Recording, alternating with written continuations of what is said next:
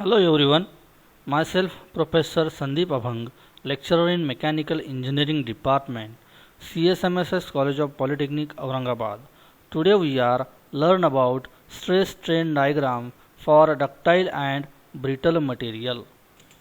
For that, we must know about stress and strain. So, stress is defined as the internal resisting force per unit cross-sectional area of the body when body is subjected to external load. It means that whenever we are applying a force on a body, the body or the internal body will resist the external force. That resistive force is called as stress, and generally stress is denoted by sigma, and stress is mathematically represented as stress is equal to sigma is equal to W upon area, where W is equal to load acting on the body and area is cross sectional area of the body. Unit for the stress is in Newton per mm square, kilonewton per mm square and megapascal. So what is strain? The strain is nothing but, or strain is defined as the ratio of change in dimension to original dimension of the body subjected to external load.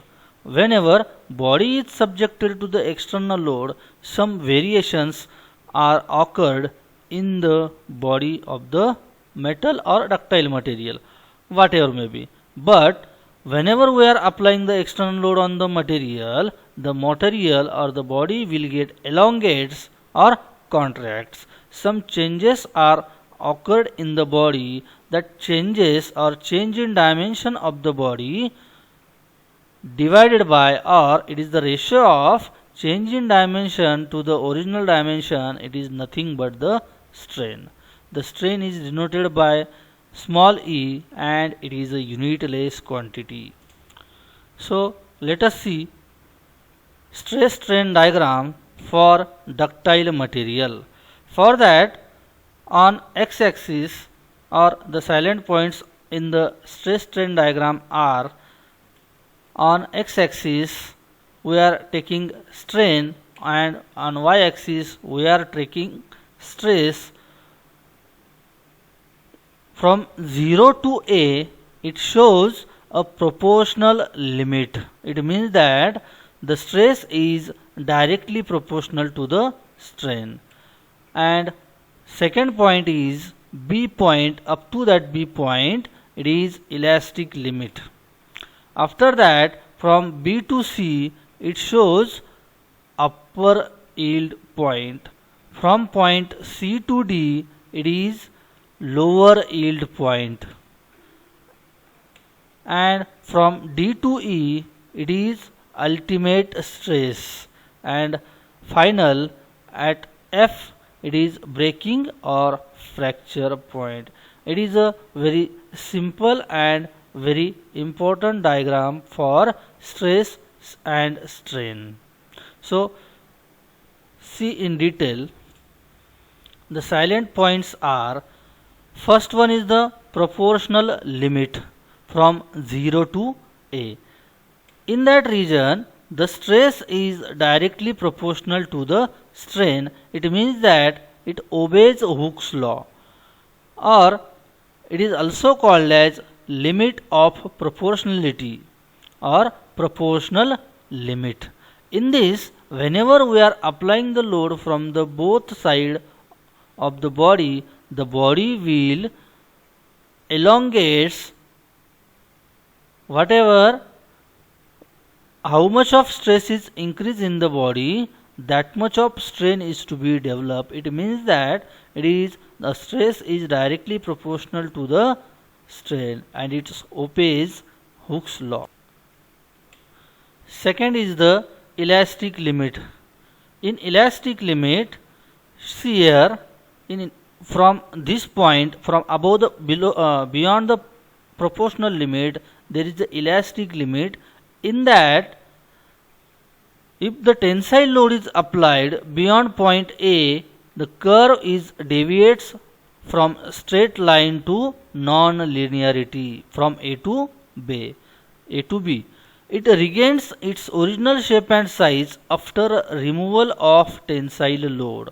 Whenever we are applying the load and remove suddenly, the material will get their original shape and size after removal of force. This specimen is behaving like a elastic manner, and it means that it possesses the elasticity property, and it is referred as elastic limit. This diagram shows that whenever we are applying the load from the both side, and the changes will occur in the body, okay, the changes will occur in the body, and whenever we are removing the force, the body will get again their original shape and size like this. This is a elastic limit. Third is upper yield point stress. In yield point stress, or from B to C, or at point C, the tensile load is increasing beyond point B will lead to form creep, making specimen to be plastic. It means that there is a starting for plastic deformation. Up to point B it will be elastic, but beyond point B or B to C it will be start to transform into the plastic stage. It means that there is no regain of their original shape and size. Strain in increase at a faster rate up to the point C. Whenever the strain in increasing, the plastic limit is also increasing. Point C is called as upper yield point and yield point stress. Yield stress is defined as a unit stress causing increase in length without increase of load. Fourth one is the lower yield point. If tensile load increases beyond point C, the stress and strain curve drops to the point D, indicating the process of yielding.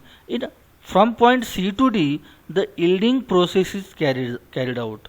At point D is called as the lower yield point, and the stress is called as lower yield point stress.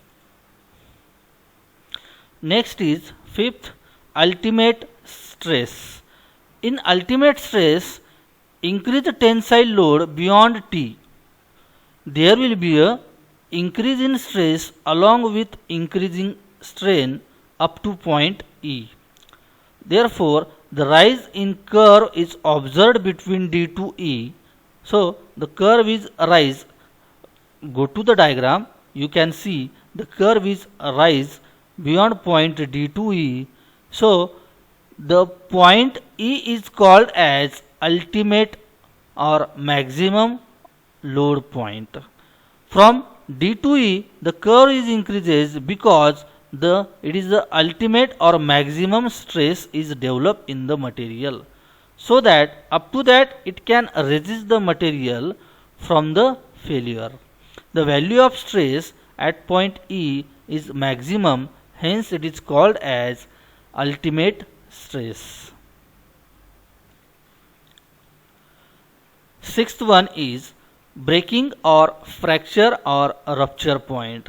It is the final stage of the material where the fracture or breaking or failure is occurred. During D to E, the cross-sectional area of the specimen decreases and neck formation is observed at point E. Whenever again the stress is increased, when we are applying the load or maximum load on that particular material on which the tensile test is carried out. Generally the test is carried out in the universal testing machine for ductile material. So the stress strain curve falls down from the point E to F because there is a stress and strain is very minimum.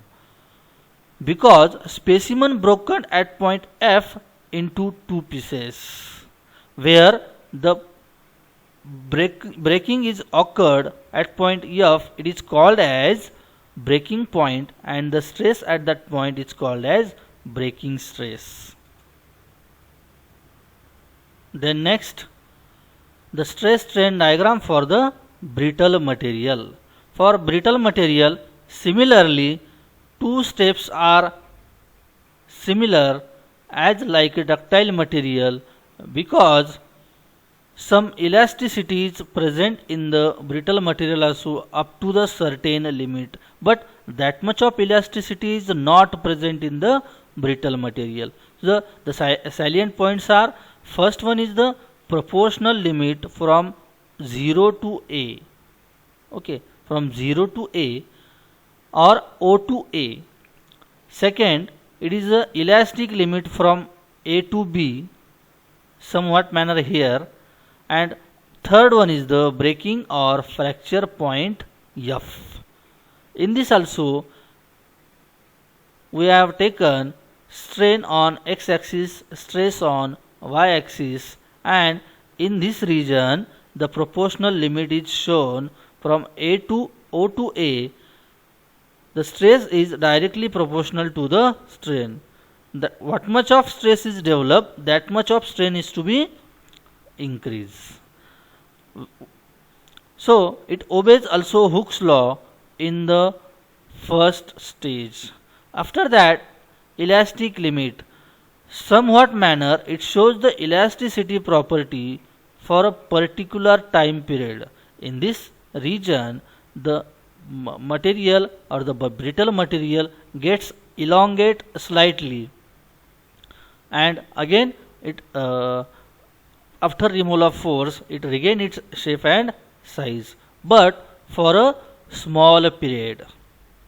Okay, then the final stage is after elastic limit, the breaking or fracture point is observed. It means that the direct creep is observed in the material. Finally, it breaks down at point F, or there is no ultimate stress, there is no yield stress, it is a directly failure point or directly breaking point is observed in the brittle material. Thank you very much for listening or watching my videos.